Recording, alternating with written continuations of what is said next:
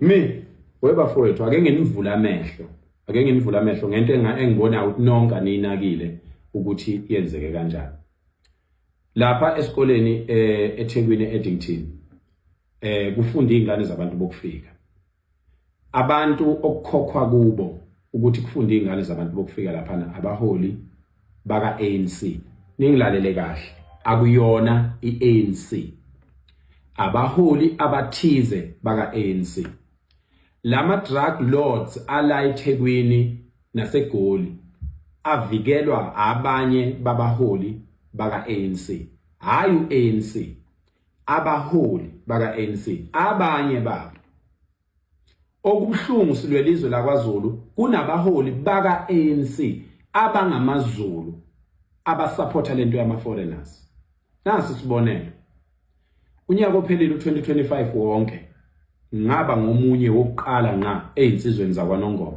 ukuthi uma kusungulwa iMarch and March ngibe khona ngosuku lokuqala it was 24 March 2025 babe ngekho abaningi sasisikokelana nje sincane kodwa bathi mabethi osiso Jacinta ayi iMarch ngoba ngathi sibancane siyihlehlisa ngathi mina sibaningi masu10 ayiqhubeka iMarch sathi siyophuma ezantsi sase si more than 200 beyisupport abantu bayayisupport abantu bakithi into yokuthi abantu abangama foreigners bayalona izwe ngakho ke abahamba nakhe ngicela ukunivula amehlo ngakho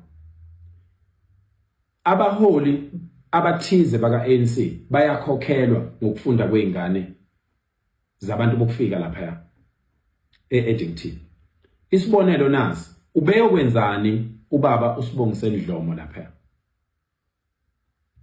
kulama masha ngaka amamasha amaningi kangaka esiwahambile a peaceful marches ebesiwahamba last year akho ngisho yedwa umholi osathendile first march sahambisa imemorandum second march sahambisa imemorandum third march sahambisa imemorandum akho ngisho yedwa umholi owake was-attend ngenxa yokuthi ingcindezi efakwa uMangobese umama wakwaZuma lapha eDington ibisizwela kulaba bokufika babiza iboss yabo ubaba uSibongiseni Dlomo ukuthi akeze azoba protector lapha and nangempela mawulalela inkulumo kaBaba uSibongiseni Dlomo all he went there for was going to assure ama foreigners ukuthi you are not going anywhere.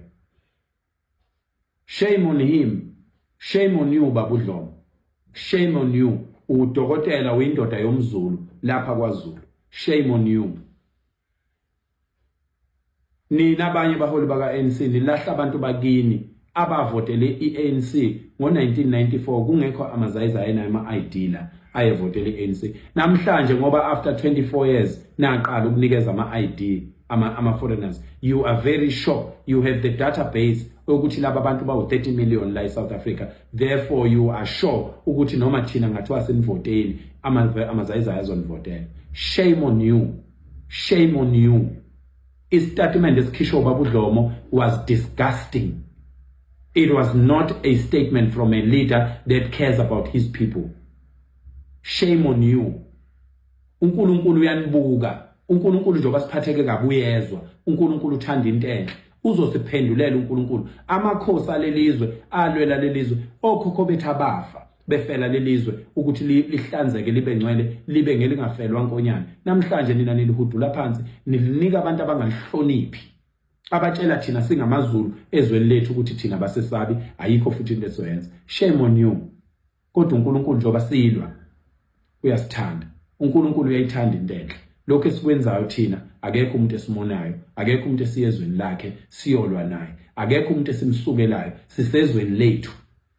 Ukuhlupheka kwethu siyakwazi masisodwa siyazi thina kufanele senze njani, kodwa kuzohlushekiswa ngabantu enibafuyile ababulala izingane zethu. Ezeningane ayifundi kulezi ikole esifundisa kuze zethu izingane thina zifunde endaweni ezivikelekile. Ezeningane ezethi izingane ayivikelekile odadewethu bayafa babulawa yilamakwerekwere ayabanquma ayabadlwengula khipha imali adlwengula u14-year-old. Hambani niye lapha eThekwini niye lapha emasaluni niyobona ukuthi izingane ezincane abayigunda indlela emakhanda bazenzani. lezi ingane ezincane o7 year old o14 year old no15 year old. Omama balezi ingane bayazi ingane zabo ukuthi zilala namadoda ze-underage, bathule ngoba banikezwe imali. Ukuhlupheka nikukhandile bantu abathile baka ANC kulelizwe.